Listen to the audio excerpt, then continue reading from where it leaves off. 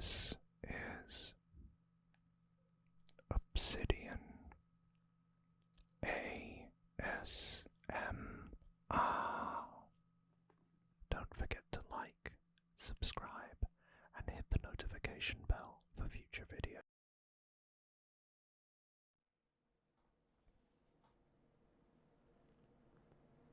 Hey, and welcome back to another video game collection. I bet you thought that we were done with these, and you might be right. Well, you were for quite some time, but I know that you guys and girls love these kind of talk-throughs about my video games from various different generations. And I'm sure you all think that I probably should declutter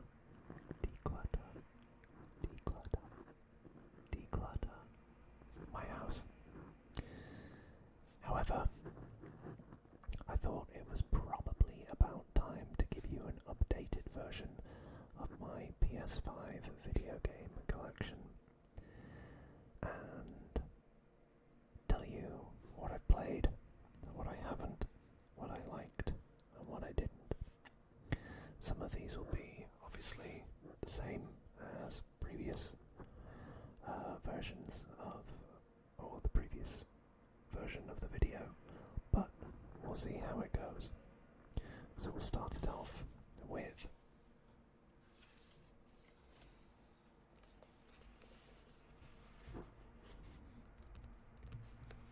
Assassin's Creed Mirage.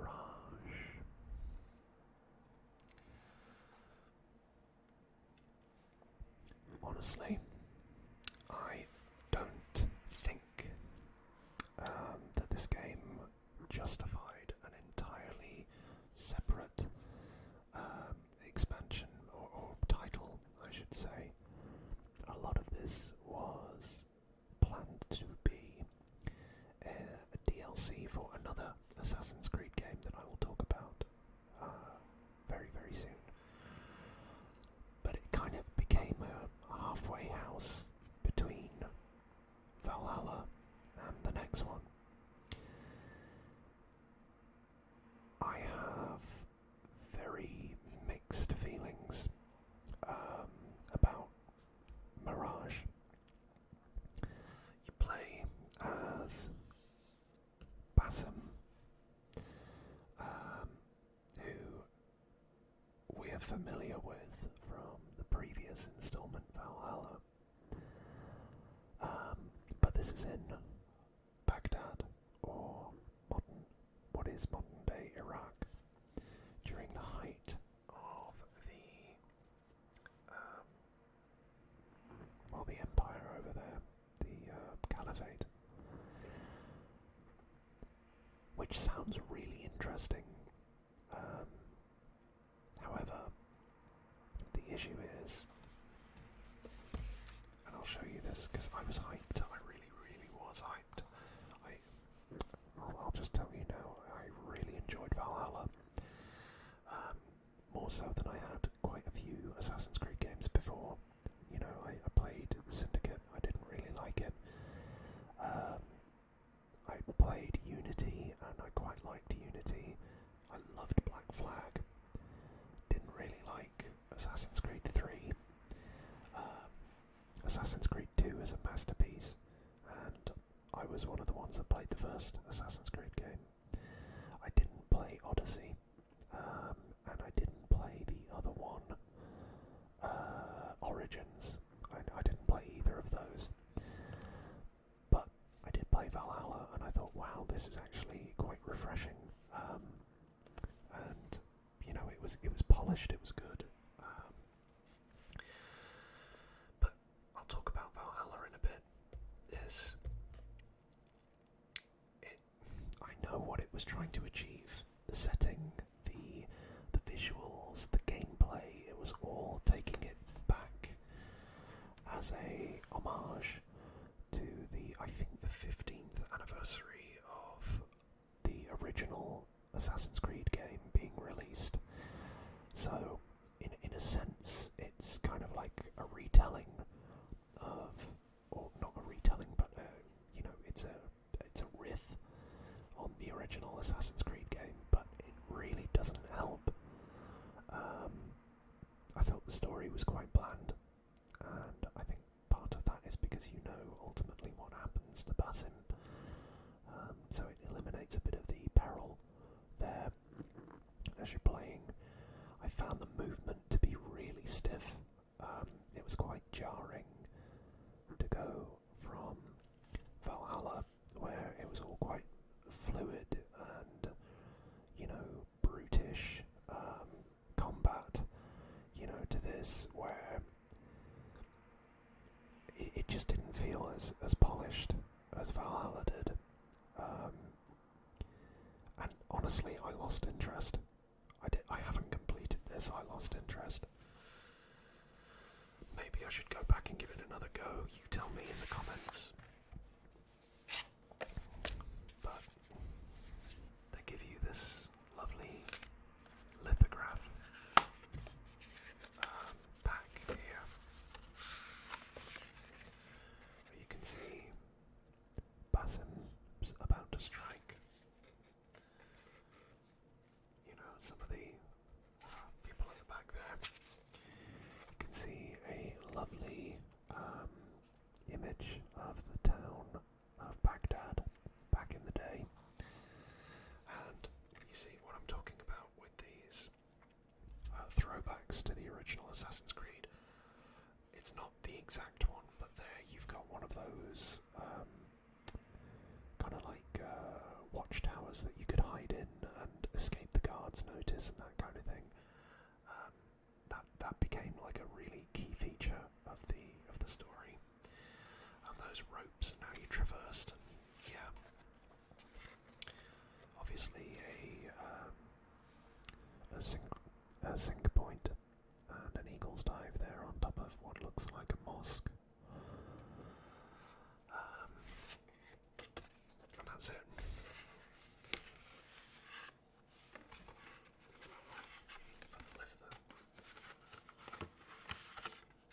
For the lithographs anyway, you also have this map.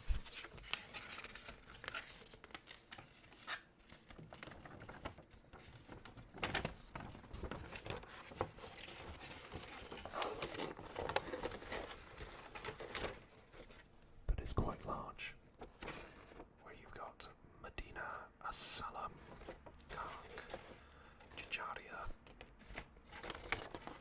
Habia, Abbasiya, Anbar, Kurigalzo, and up at the top there, Alamut.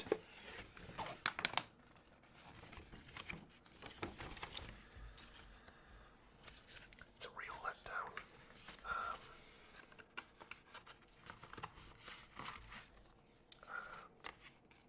I have to say, this is kind of a bit of a theme moving forward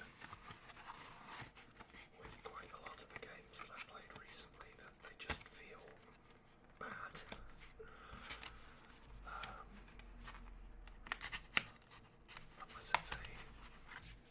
Unless it's a proper AAA title, it just doesn't feel they don't feel good.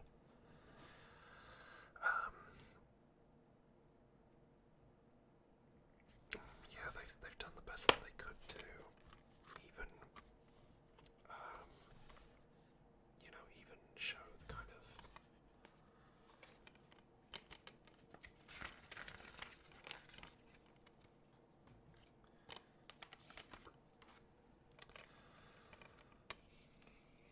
the Altair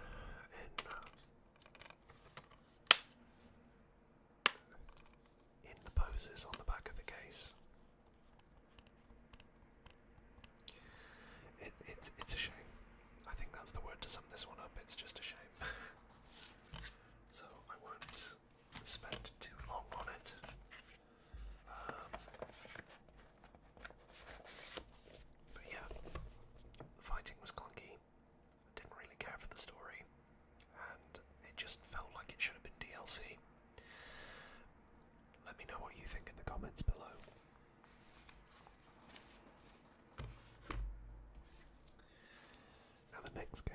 I bought to play with some of my friends, and you might call me weak for doing so, but I am not a glutton for punishment. Some of you maybe. I know some people really relish challenges with video games. I do like a challenge, but when it feels like punishing, I guess the word would be, then I start to think to myself, is this really worth it? Elden Ring is of course a From Software game, and they're famous for the Dark Souls series and my personal favourite, which was Bloodborne. This game, I do like it. I do like it. It's all about the Tarnished.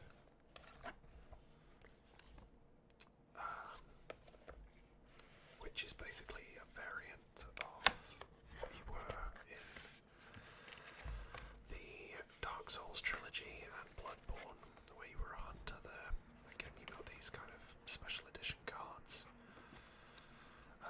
And you gotta kind of unlock the map and get to this tree.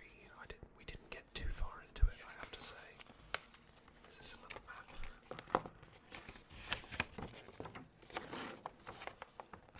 No, it's a big ass picture. Of who, I don't know, but let's say it's the Tarnished.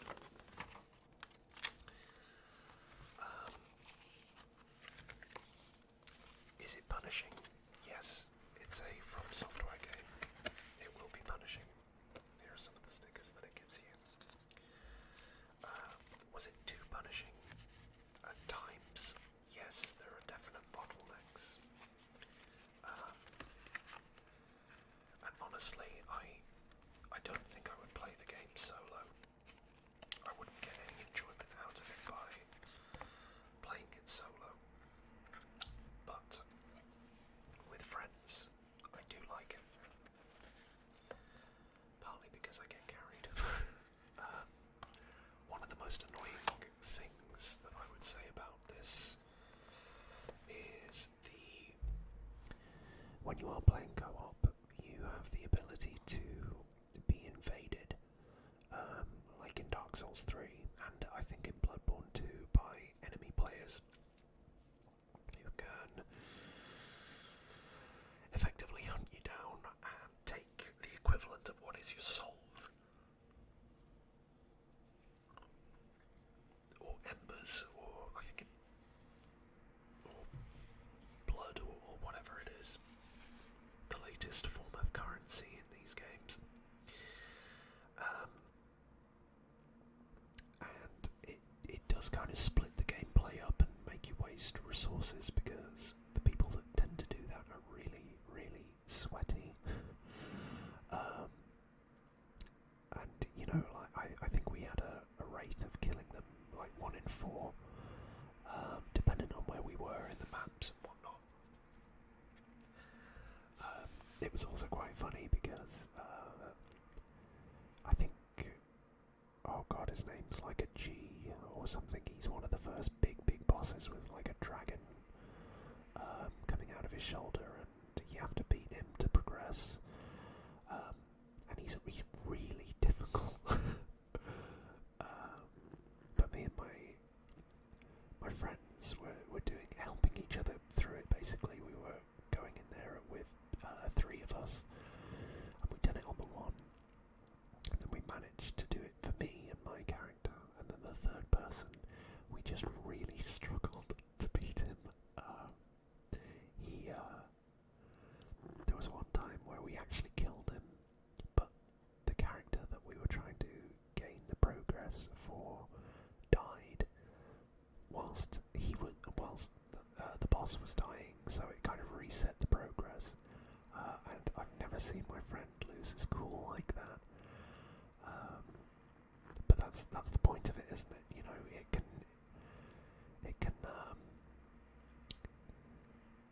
it can build you up, it can tear you down.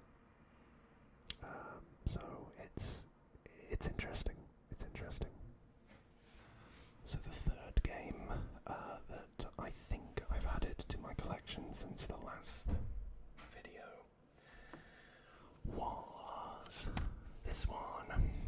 was so excited for this, and I will say I played the first Astro Bot on the VR. I don't know whether I talked about that, but that was a really amazing experience. It made me want to... I played it around a friend's house one time, I think, or it may have been at university, but it made me want to get the VR headset, and I did. And I didn't regret it at all. It was really fun, that game. And then I played the second one that they brought out, which was kind of a celebration that launched with the PlayStation 5. So you were in a PS5 console, effectively, and you were having to get all of the, the various components in the console together to win. And it was all very retrospective and nostalgic, and the gachas, they were pods that you get, the little machine that you pull the lever and you can get one of the little gachas. They would have like accessories for the PlayStation 1 or the PlayStation 2, and it was a real nice trip down memory lane for me, and yeah, I'm a collector anyway, so seeing things, seeing in those gacha pods things like the old V-Blade PlayStation 1 multiplayer expansion cord thing where you could plug it into one of the slots and then effectively you'd have 4 players or 7 players potentially. It was amazing. And then this came out this year and I got it for my birthday, and I really played it ridiculously, and I love it. I love this franchise. It's a wonderful, colourful platform game. It's really chill, and it's just fun. It's fun for all the family, and I would want more of these as the years go by. I would buy them every time. As I say, colourful, vibrant, it makes you think a little. You get over 50 planets in search of your lost crew, and you battle away with these great new power-ups, but they've added some new mechanisms to it, where it's kind of more arcade variants, where you're chasing after one or two of his crew. So the one I remember was one where it was all like glass panes, and you had to be really careful.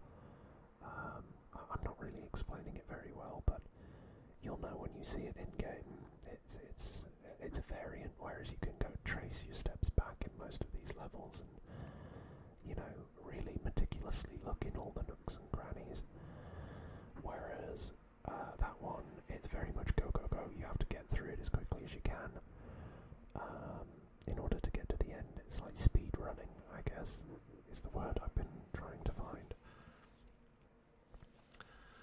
But as you can probably tell on the box here, your crew are various different Astro Bots, with some of which, I should say, have accessories or outfits that are PlayStation mascots. So you've got Aloy there, you've got Nathan Drake, and you've got Kratos, as well as many others.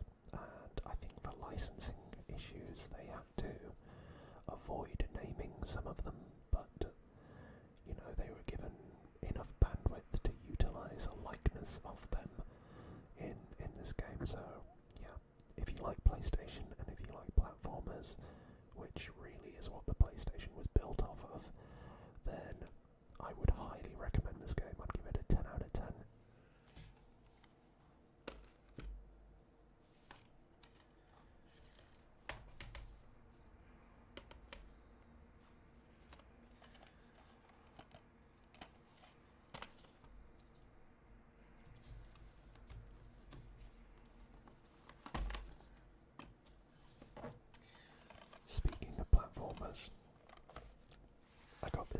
years ago, and I think in the last one I said that I would give it more of a try.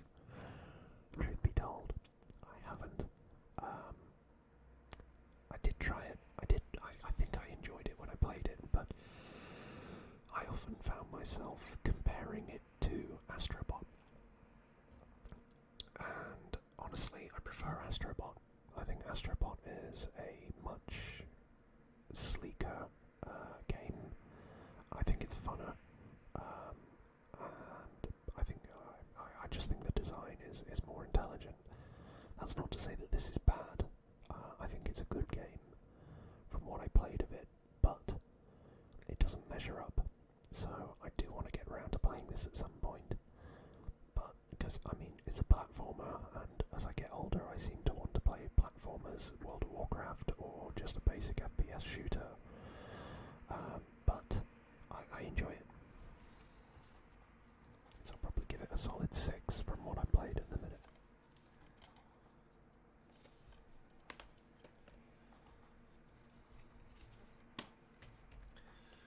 Speaking of platformers, wow, this was good. I, as you know, am a cat person, and honestly, I loved this game. It's quirky. It's, non-conventional, but the story is effectively you're a cat. You play as a cat, this cat, in effect, and you're living your best life, I should say, with your cat friends on the surface until one day you accidentally fall down into the depths of this futuristic planet. And it turns out that you are indeed in the belly of a former robot, dare I say, sanctuary or depot, and it looks as if humanity is just nowhere to be seen. But the robots have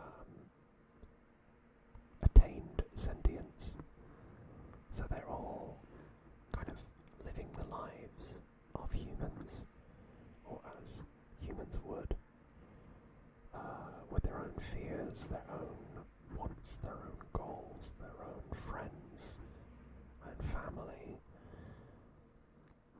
But there's this poetic kind of sense or lack of meaning in quite a lot of them, if you look around, and it's ironic because they're represented by screens. Their face is a screen, and we spend too much of our time with our faces in screens, although not when you're watching Obsidian ASMR. That is a very good use of your time, if I do say so myself. But it's just charming, it's lovely, it's again a vibrant cityscape and world that you find yourself in, and it's incredibly rewarding to jump around as a cat, find the various scratch posts that you can in all the levels, find the extra goodies and the unlockables, and even take a nap on a rug. The life of a cat is one that I would trade mine for in an instant.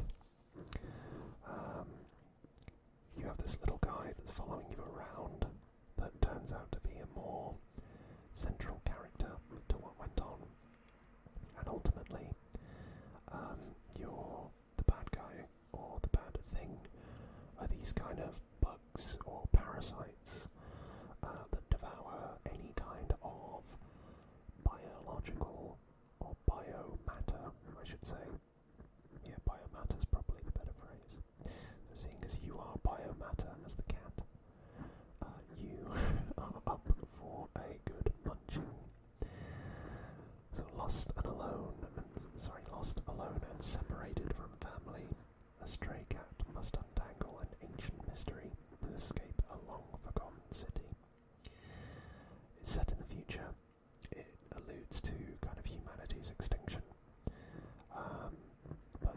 as I say, there's a lot of hope in it, there's a lot of character. It's not a very long game, but it's got a lot of replayability, so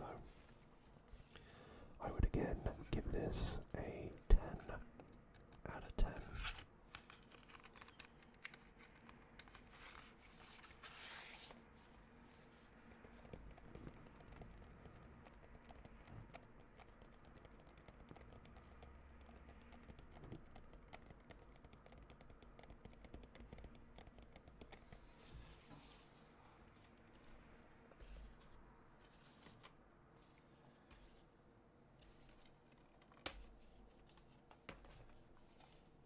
Now the next two I'm going to do together, and they are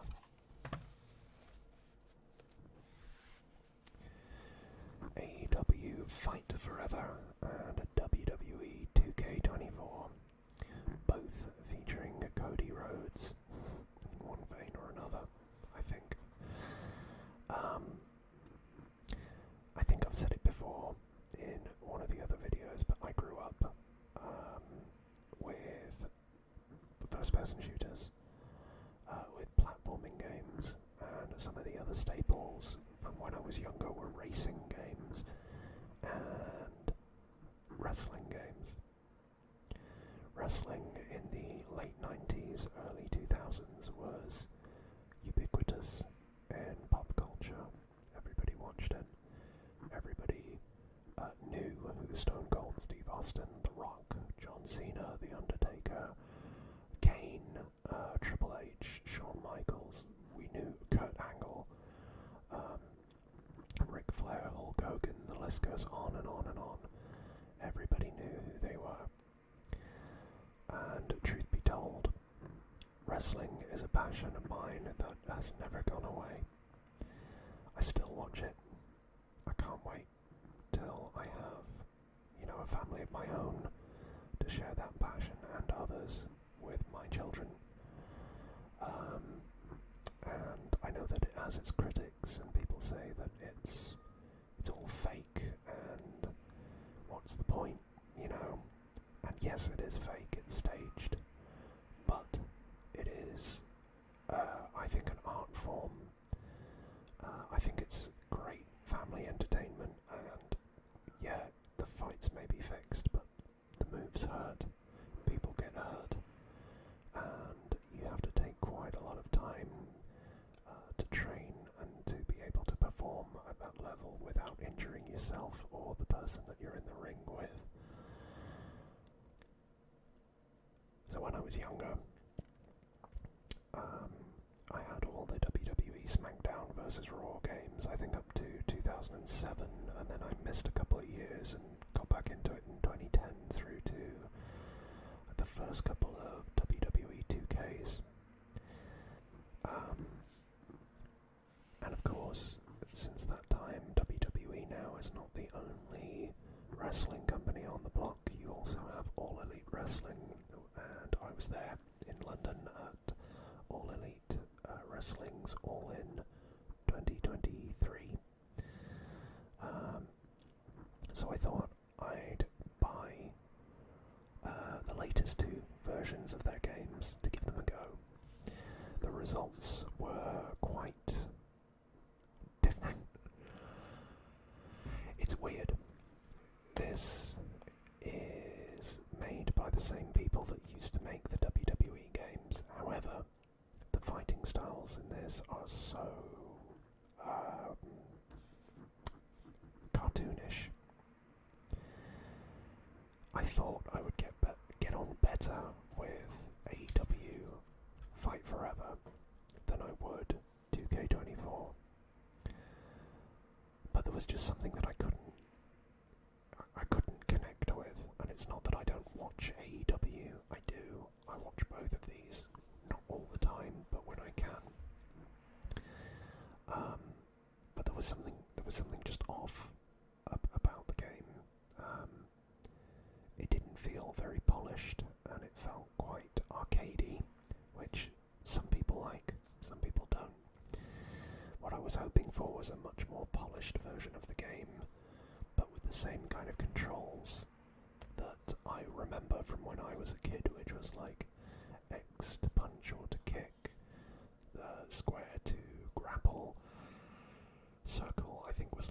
finish a triangle, you'd run, all that kind of thing, and then you'd have the reverse buttons, all that kind of stuff. I remember with the... So I'd probably give this like a 5 or a 6. It was okay, but I don't find myself wanting to go back and play it. With 2K24, I remember with the first couple of 2Ks that came out, like 2K12 and 2K13, I really wanted to play them, but they messed around with the controls to the point where I just couldn't deal with it. They like threw the baby out with the bathwater when it came to the controls that were in the SmackDown vs. Raw franchise, which I really loved, and you know, I played a lot of. With this one, it felt like they'd moved away from that initial version of the 2K controls back to, or closer to, the SmackDown vs. Raw controls, which is good. I like that. And I have to say, the polish on this is amazing, and I thought the 40 Years of WrestleMania campaign was incredible. I really enjoyed that. I really enjoyed playing through it. I loved that you could unlock things as you go, utilising the coins, etc., and that threw me back to the old days where it was more you unlock things by skill rather than pay to win. There was the pay to win element to this as well, of course there is. I think it was like their version of Ultimate Team where it's trading cards and you got to pay for the packs and get WWE points. And not for me. But there, you know, I think there's also the GM mode which made its return in this, which I liked. You know, I used to like the GM mode in the old games. In this, really good. I liked it. It was quite intuitive, and it was more complicated than the old system used to be, but in a nice way. It made you think more strategically rather than, you know, just being there. And yeah, you can play against your friends or you can play against the computer, and I played against the computer in this version. And then I think the other thing was the career mode, which again, I like the career modes. I don't think I paid too much time into that, but it was still really good as an experience nonetheless. Still not great with the controls, and I probably need to put a little bit more time into this in order to get there, but I'll probably move on to 2K25, as that is very, very close to being released now. But yeah, I'd probably give AEW a 5 or a 6, whereas this, I'd probably give it a solid 8 out of 10 if you like wrestling games. I tried 2K17 a couple of years ago, didn't really get on with it. This is a lot better, a lot better. So hopefully 2K25 is a step in the right direction on 2K24. Now last time I did, I think, wax lyrical about this game, and I still do. I think I'm going to talk about this one alongside Valhalla, because these are two very similar styles of game.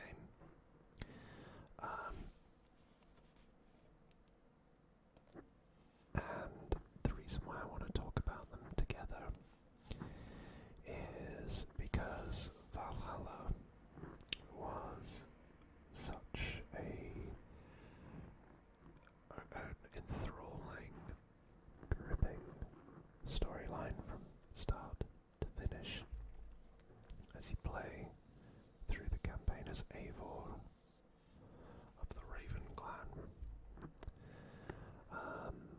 And obviously you're a Viking invading England, which obviously being English, that helped to capture my enthusiasm. was amazing from start to finish. The detail, the world, it was really something incredible at the start of the PS5 generation to see.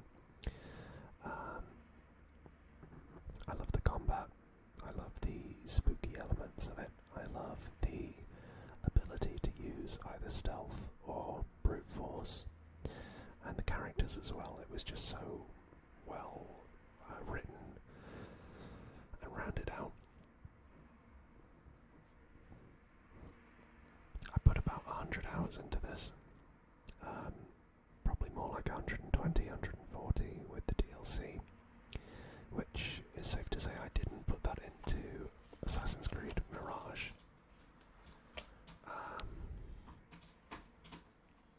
I loved it.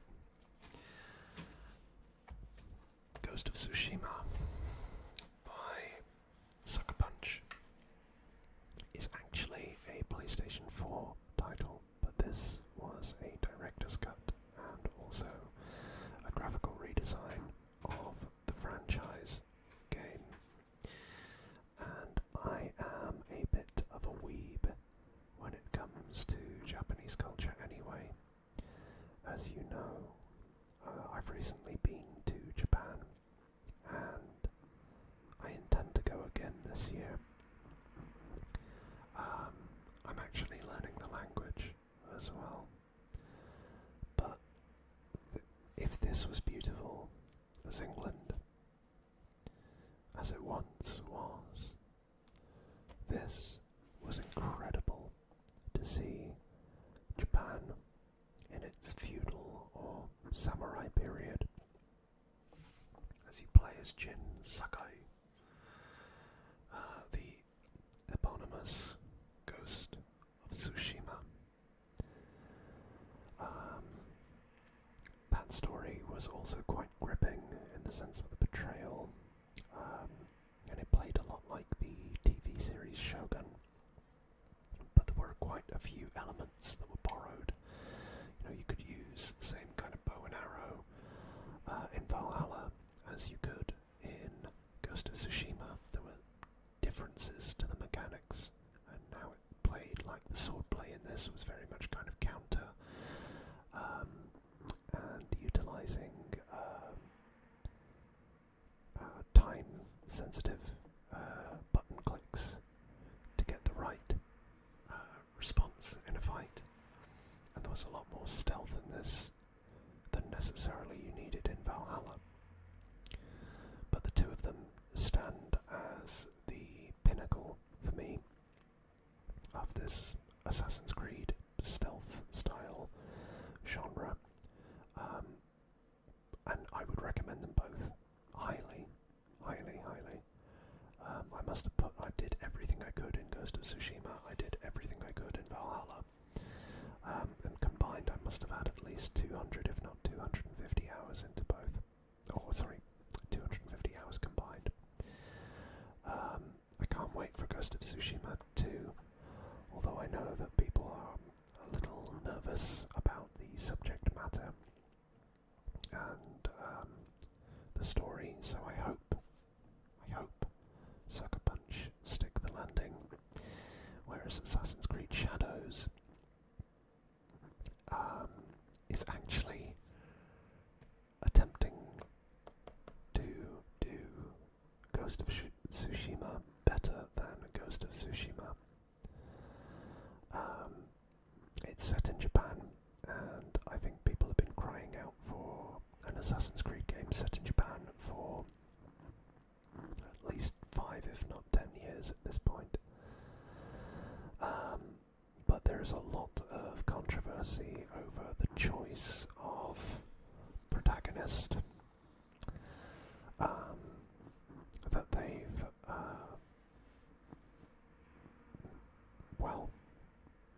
chosen, because I know that they're doing a similar thing where you could play as a male or female, but the male is effectively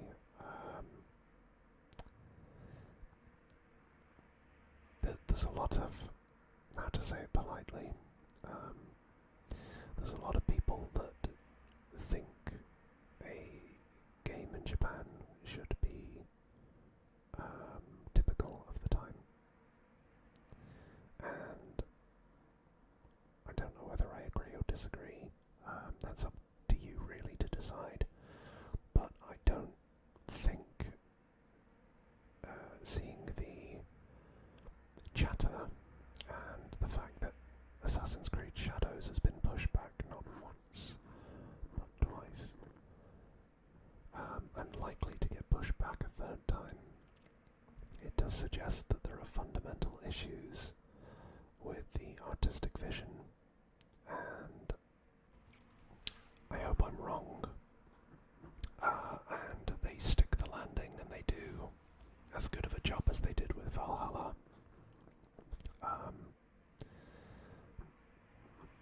And learn, I guess, from the mistakes of Mirage, but we've yet to see at the time of recording. Drop a comment if they did well, or if they didn't do well, if you're watching this in the future. Both of these games, if you're looking for a title to keep you gripped, and keep you occupied, I don't think you could do better, if I'm being candid with you, than these two. 10 out of 10, if I could give them more, I would. So, that was Valhalla and Ghost of Tsushima.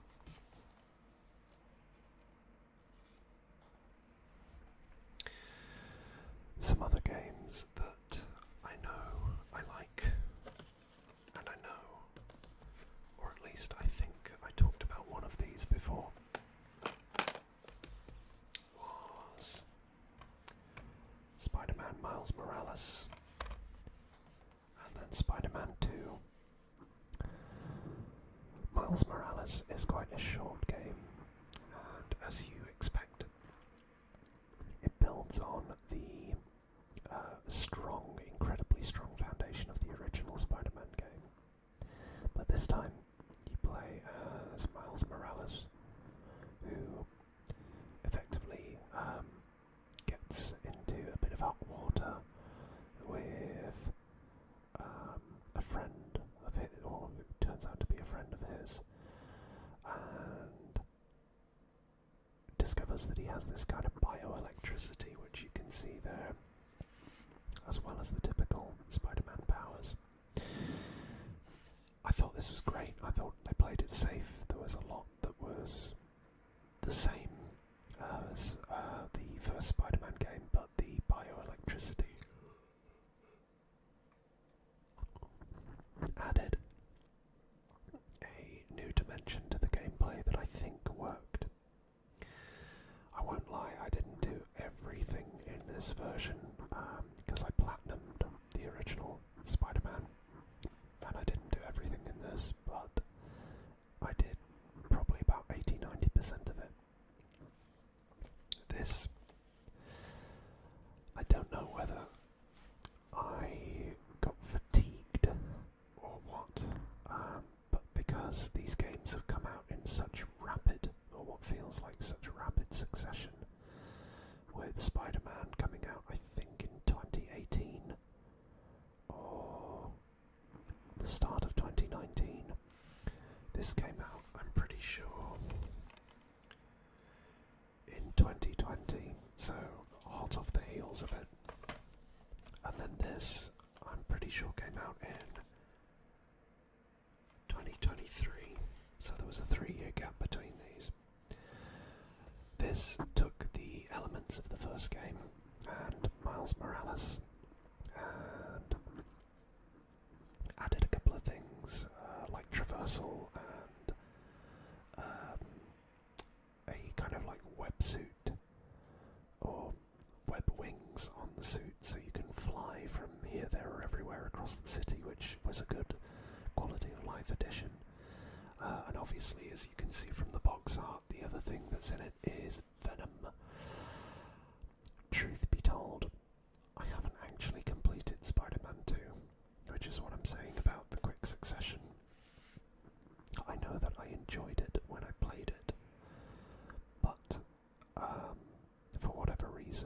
switched to other games, whether that was EA FC 24, which was good.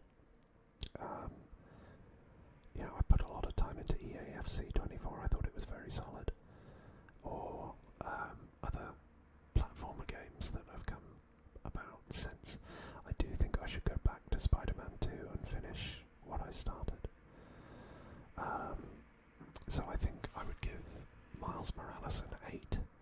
And honestly, from what I played so far, it's very much of the same caliber as Spider-Man Miles Morales, so I'd probably give this an 8 too. The first one, the first Spider-Man on the PS4 was incredible and an incredible experience.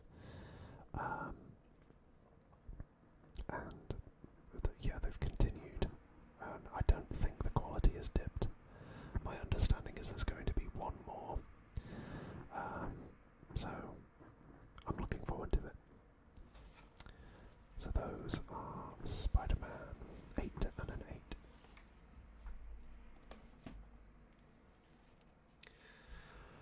I'll reel off some of the others that I talked about previously. First up, Tiny Tina's Wonderlands Next Level Edition. Now, I think I said that I enjoyed this, and I did, because it's got a very British sense of humour, such as the Borderlands franchise. But what I didn't really appreciate at the time was the references to Dungeons and Dragons, which I've had a couple of attempts to play that game since I recorded the original video. And, it's effectively Borderlands, but a tabletop board game version played by Tiny Tina and her friends. It's very funny. It's a little bit formulaic in the combat, and the you've got to go do this, then you've got to go do that, and toing and froing there and there, that kind of thing.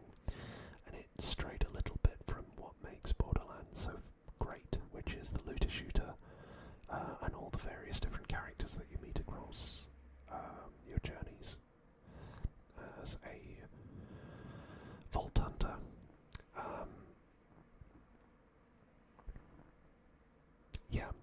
It's not a very long game, but they did create this during the pandemic, and for that alone, I think this deserves a massive, massive amount of appreciation. It's not easy to ship a game in the middle of a global pandemic where everybody's working from home. And you've got the king or queen of the Wonderlands there, which is Butt Stallion. It was fun to play with my friends. It was what you would expect, but a little bit too formulaic for me. We are still looking forward to Borderlands 4, which is just on the horizon, and I can't believe it is on the horizon, because I remember Borderlands 3 coming out in 2018 on the PlayStation 4, and that was an incredible experience, and I really enjoyed that. So, that was 6 years ago now, or almost 7 years ago, which is time is the fire in which we burn, as my old history teacher used to say. Time is scary.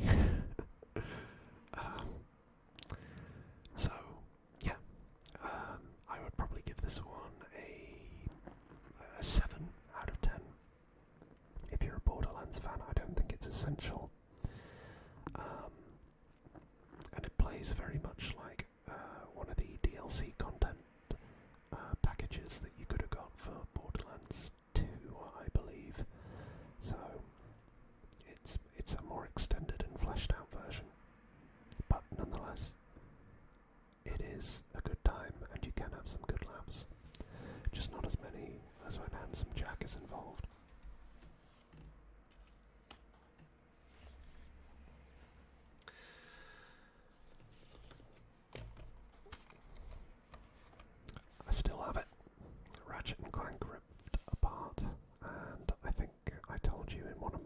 numerous videos about how I stumbled across Ratchet and Clank as a boy, and that was all the way back in 2001 or 2002, where my father took me along with him to a Halfords store in the UK. And Halfords, for those of you that aren't from Great Britain, is effectively like a motoring store, so for your car, your vehicle, or vehicle, as my American fans would probably say. You know, it's where you get tyres, windscreen wipers, bicycle parts, that kind of thing.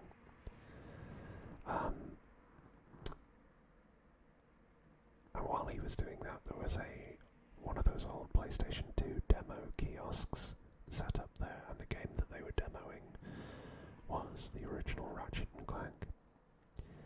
And I was captivated by it. I wouldn't leave it alone. I loved the scenery, I loved the characters, it was all very zany and, you know, colourful, which is what kids like, isn't it? And my dad noticed it, and from the till he turned back and looked and saw that I was having such a good time with it, and he told me to go grab a copy of the game, and he bought me the original Ratchet and Clank there and then. And, you know, I think he may have come over and taken an interest in it as well and thought it was really cool and that kind of thing, but it's one of those acts of spontaneous kindness, and my father is, in a lot of ways, my hero. But that always sticks out in my memory. But that is how I became a fan of Ratchet and Clank, and since then I've played quite a few of the games. I had the second, obviously the first, the third one, and then I had Tools of Destruction. I fell off a little bit then. I didn't play it as much because I was playing Call of Duty and other things, but I played the remastered version of the original game that came out on the PlayStation 4, and then there was this. And this was a showcase game again by Insomniac, so the same company that did the Spider-Man games that I just talked about. And they really used the PlayStation 5 to its full potential here, even if it was kind of through cutscenes, just to show how quickly the game could load the console could load different textures, different worlds, and show you in rapid succession, really showcasing that single state drive, or solid state drive, I should say, SSD. I know you computer gamers will be laughing because you've had it for a while, but for us console peasants, that was quite the step forward in the technology. But effectively, you are in parallel universes, I think, with Ratchet, Clank, and Rivet, who is, of course, the female Lombax variant.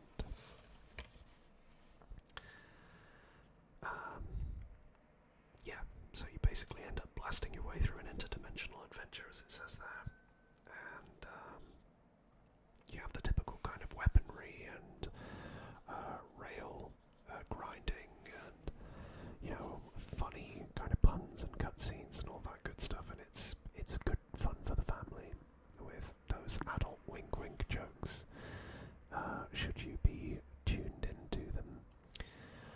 The only thing I would say is it felt quite short. So I would have loved to have seen more, and I hope that there is a new Ratchet and Clank game on the horizon. It's one of those endearing pieces of my childhood that I guess I should let go of. But hey, I've got this far, so I think I want to hold on to it for just a little bit longer. I would give this, because it was short, probably a 7 was there, the story was there, the heartfelt messaging about Rivet and how she is so lonely and, cold because of that loneliness until Ratchet, Clank and somebody else turn up to change her life.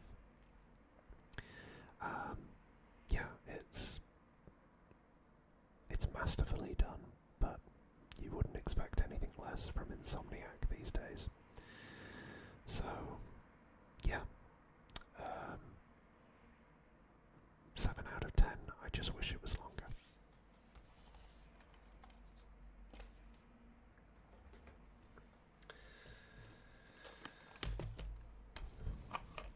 Saints Row, the game or the franchise that I absolutely used to love in Steelport, and Christ, what was the other one? Stillwater, I think. And this one is set in Stillwater, but it's set in a completely different timeline where they effectively rebooted the franchise away from Johnny Gat, the boss, Sean D, and all the others. I really tried to like it. I actually played through this in its entirety when I had COVID that year. So I completed it in a week. Honestly, it felt directionless. It felt like it had lost its way. Because those kind of hardened criminals that Julius had pulled together in the original Saints Row, who would do really over-the-top stuff, and it was like Grand Theft Auto on steroids, and defied what you would expect in terms of a gritty, grounded in reality game. It threw that away, and it tried to be a little bit more realistic, but I could never get over the premise that the start of the Saints in this is effectively some college dropouts in a room saying that they wanted to, make money but be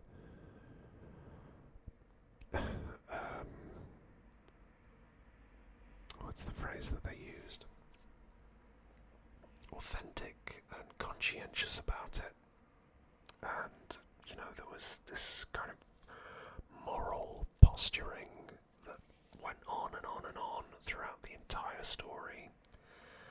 And it just felt so kind of hypocritical when you think to yourself that the majority of the gameplay is you're shooting people indiscriminately. And you're running people over in your car, and you've got a rocket launcher, and you're stealing things, and all that stuff. And as I say, I played through it.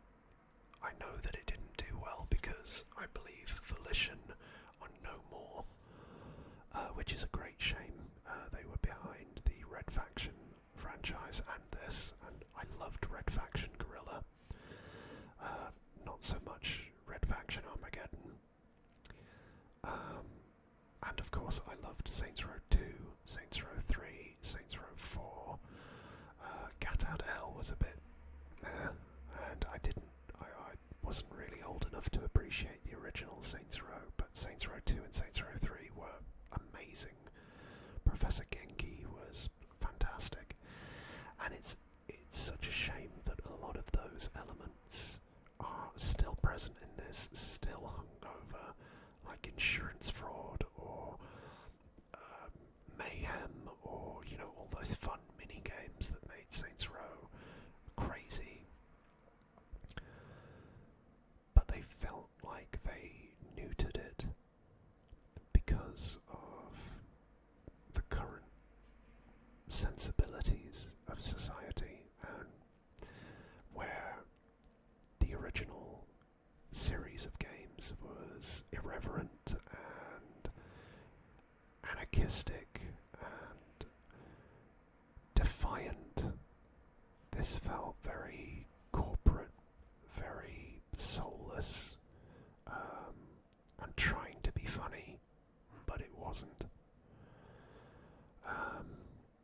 was like they were doing their best imitation, even though it's the same studio and it's the same IP.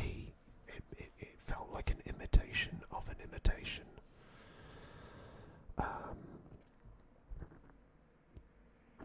Yeah, it's such a shame because the gameplay wasn't actually that bad. It was pretty much what you'd expect. But like Borderlands has a very distinct flavour of humour, so did Saints Row, and they got rid of that. So I can see why fans were disappointed. For that reason, I would give it a 6. It's playable. It's definitely playable. But having played the originals, I don't think it represents the franchise authentically.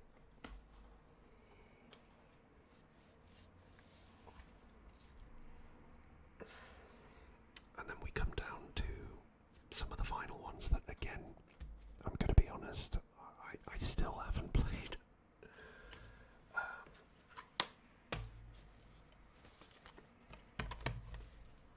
These two. Oh boy, where do I start with these? Gotham Knights, I heard was bad, and I couldn't bring myself to start it. I had such fond memories of Arkham Asylum, City, Night, that I really wanted these to do well. And this one particularly, and I'll come to that in a moment. This, I loved the idea of playing as Nightwing, Robin, Batgirl, and Red Hood. But the reviews started coming out, and I don't know. I think the Court of Owls is a good idea, but I kind of wanted a more cohesive universe there, and they didn't really stick to it. I still want to try it,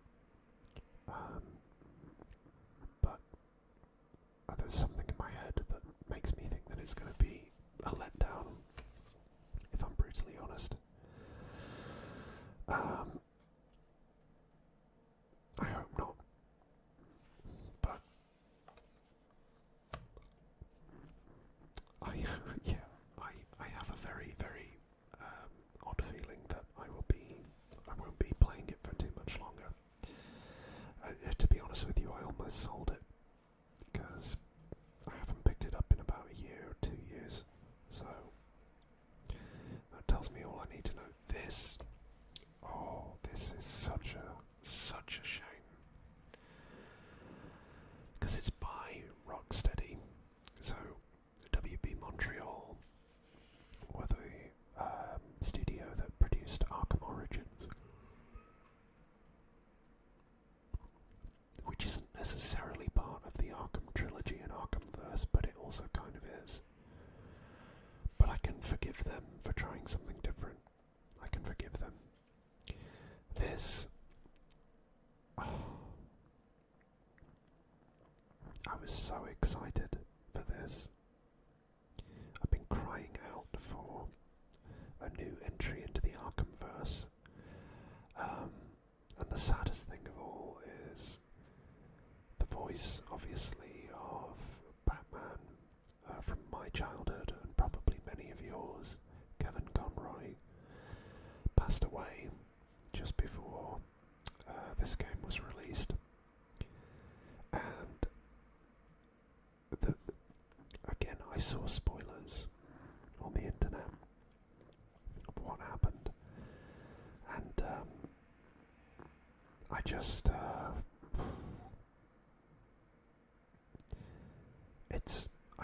I don't think anybody played this, if I'm being truthful. I know that it's basically been out for a year, and they had Season 1, Season 2, and I believe they've cut the support for content on it. But the reason, to my mind, is because they took the Kill the Justice League bit really seriously, and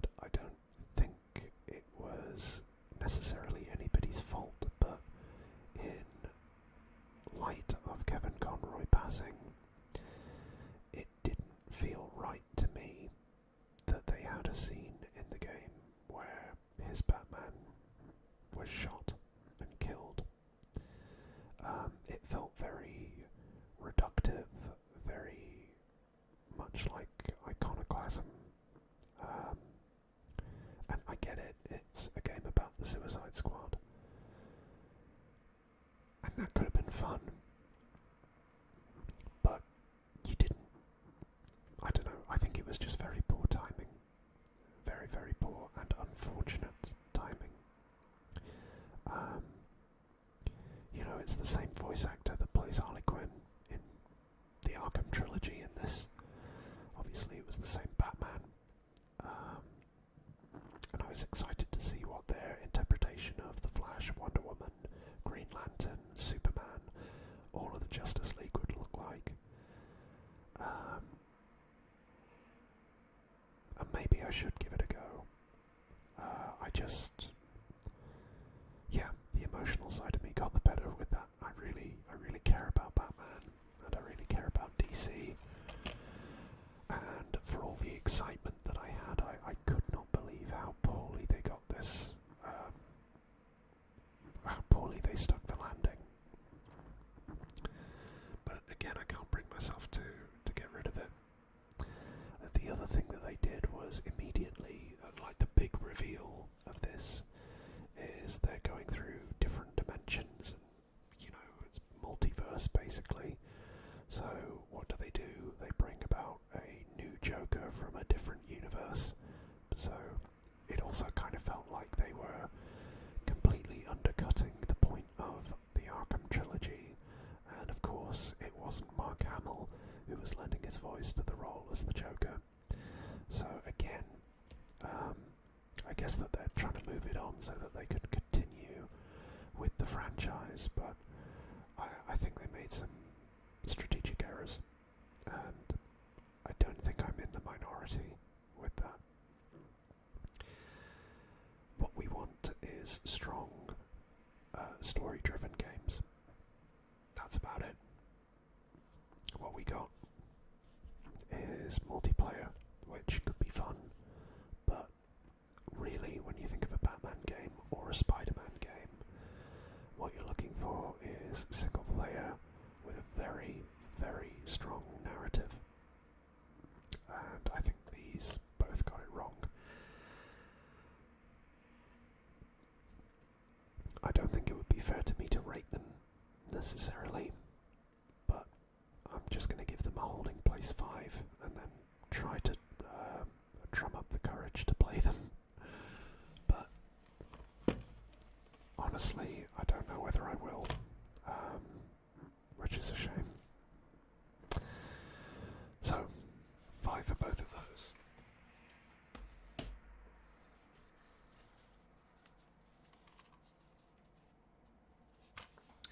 The next one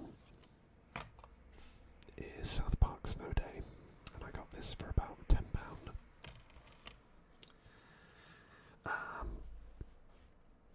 I really enjoyed South Park, the Stick of Truth, and the Fractured But Whole.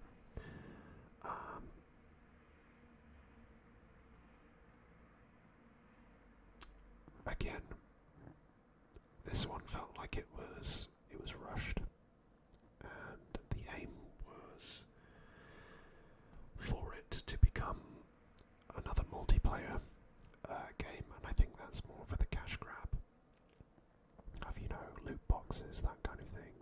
Every game's got to have loot boxes these days. But honestly, what makes these games fun is the story and the South Park barrel of laughs that, you know, comes with Cartman, Stan, Kyle, Kenny, and the others, Token, Timmy, you know, Jimmy, all of them, Ike. I didn't play too much of this because it didn't feel like the others, but I do think I should revisit it because I did laugh at some of the points in the game. It wasn't as funny as the Fractured Butthole. I think that was the one that stands out in my memory more than any of the others. But I don't think I gave this a fair crack of the whip. So, for my 2026 update, I'll be sure to tell you exactly what I think about South Park Snow Day. For now, I'll probably give it a 6, because what I did play, I liked, but there just wasn't enough to keep me gripped. Another couple of really quick ones to go through. Deathloop.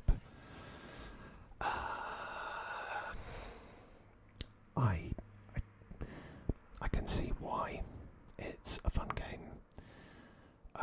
I can see why it's a novel concept, but I know this is probably going to get me some stick or some disgruntled comments, but I just don't mesh well with Bethesda games. Not really a fan of the Fallout style of shooter. I tried Fallout 3, I tried Fallout New Vegas, I tried Fallout 4. Just don't like the style. That's not to say that it's a bad game, but it just doesn't float my boat. Skyrim. I tried the Elder Scrolls 4. The Elder Scrolls 4. I tried Skyrim, and I just couldn't get on with those either. I know that they're amazing games and people love them, and that's great, but there was just something that I couldn't get on with. Same with this, and I do think that this is probably going to be one of those that I do end up looking to sell. The storyline was okay.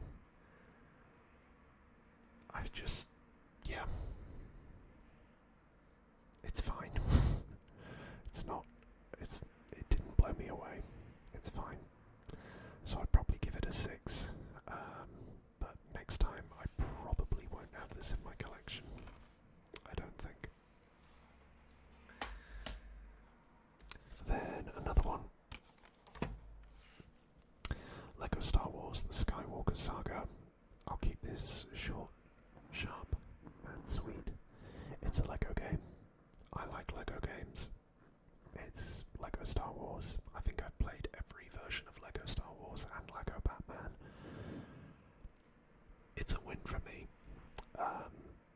It retells a lot of the stuff that was in Lego Star Wars 1 and Lego Star Wars 2, or the complete series, I think, which was the PS3 version.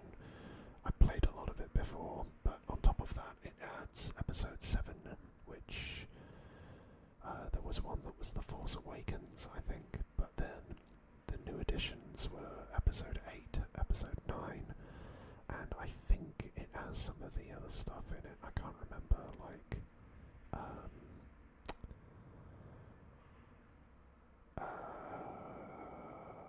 Solo, and, what's the other one? It's the one that Andor was based off of.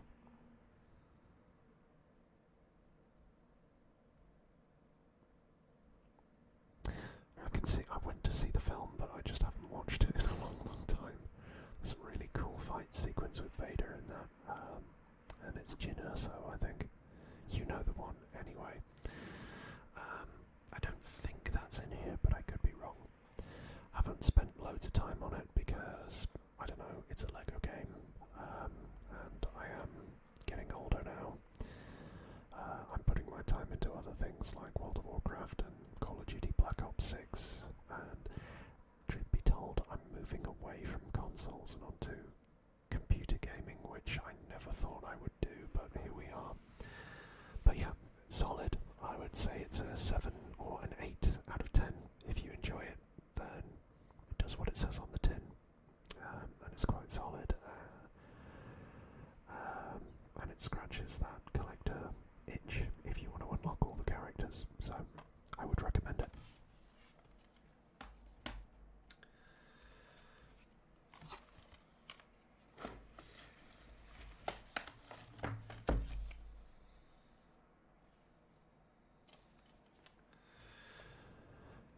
next one is a very recent addition, which is Destroy All Humans 2 Reprobed. I haven't actually had a chance to play this yet. I got it for Christmas 2024, and of course it is Crypto, as he goes about London.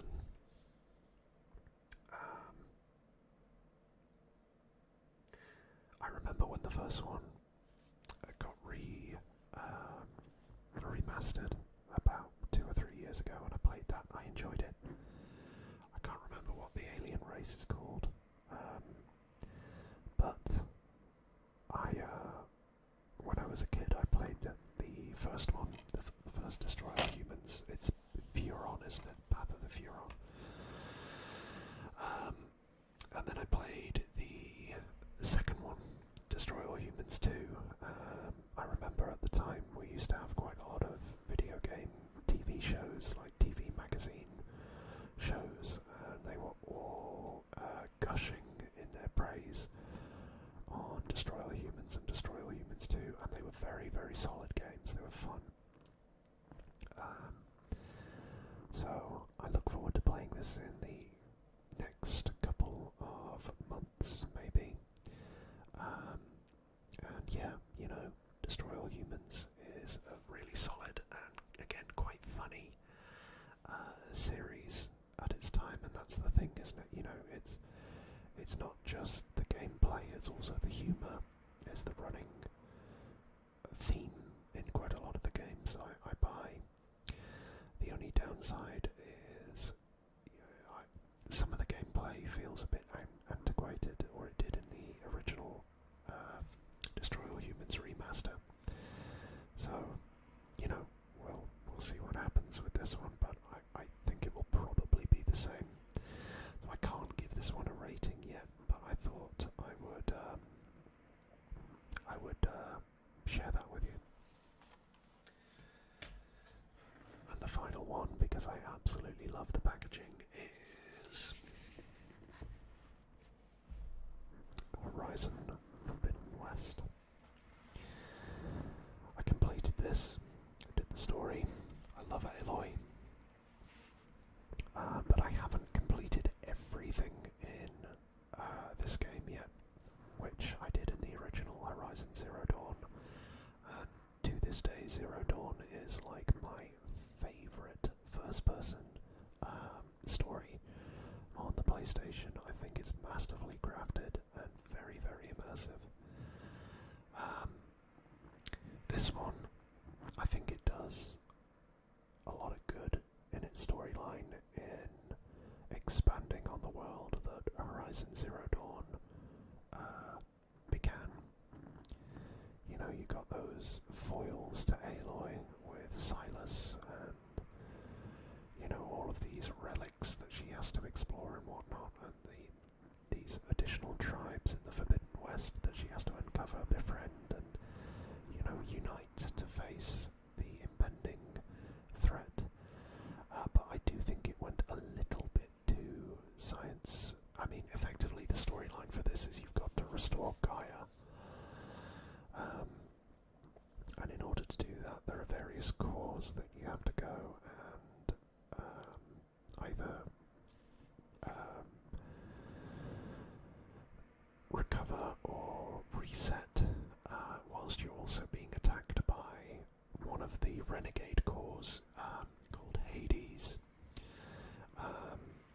which is actually malfunctioning, but it gives you even more insight into why these mechanical creatures are around and what their purpose is.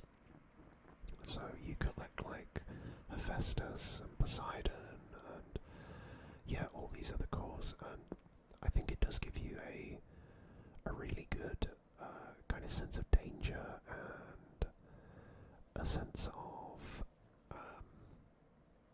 you know, time is of the essence as you're playing through it. Yeah, it's really, it's good.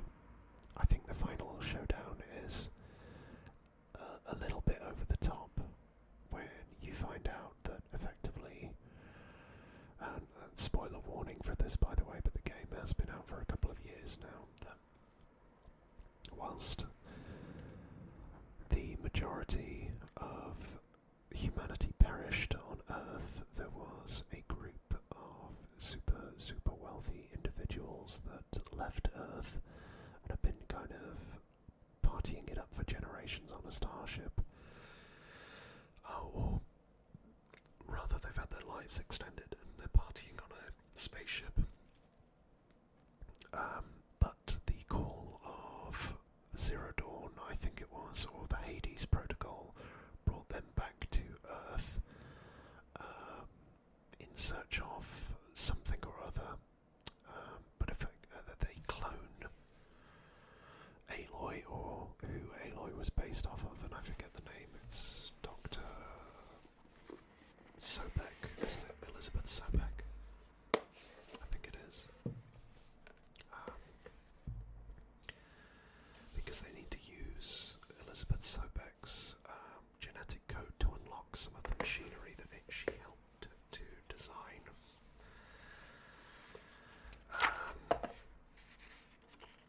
But yeah, it's got a lot more variation. There's way more of these cauldrons, as they call them, to do, and I didn't do all the cauldrons. More of the tribes. Yeah, it's very vibrant, it's very large as a game as well. I just think the Utaru, that's it, and the Oseram, and the Quen, and the Tenak. I just think I forgot to finish it, so I should go back and dot the I's, cross the T's, and finish the game in its entirety. But it was a solid entry, and the only downside is I think that the third version, or the third installment in the trilogy, which will be, I would imagine would be quite soon, will be have a Silas-shaped hole in it, because of course Silas was portrayed by the actor Lance Reddick, who I first came across in the TV series Fringe with John Noble. But Lance Reddick sadly passed away. So, yeah, but Horizon Forbidden West for me is a 9 out of 10. Not quite as good as Zero Dawn, but visually impressive. And that, I'm afraid, is all that I have for you. So, if you enjoyed this video and you want to see more video game content on this channel, which I have a sneaking suspicion you do, how about we set a like goal? And if this video gets 100 likes, I will show you the extent of my collector's edition, like this. Video games from all the generations and all the consoles that I have, which will take me some time. But, yeah, let's go for 100 likes, because I think you can do it. Otherwise, if you have liked my tones and my ramblings and my comments on the video game collection, and you're still awake, why not help with that like goal by clicking the button down here somewhere? Why not drop me a comment telling me which of the games was your favourite, because I'd love to talk to you about it. And then finally, there's a button right down here somewhere that is a red one, and it's got the word subscribe in. If you smash that button, I would be honoured and grateful to have you in our community here, which is amazing and it keeps growing, and I am so blessed to have you all here. With all that being said and done, all that's left is for me to say, take care of yourselves.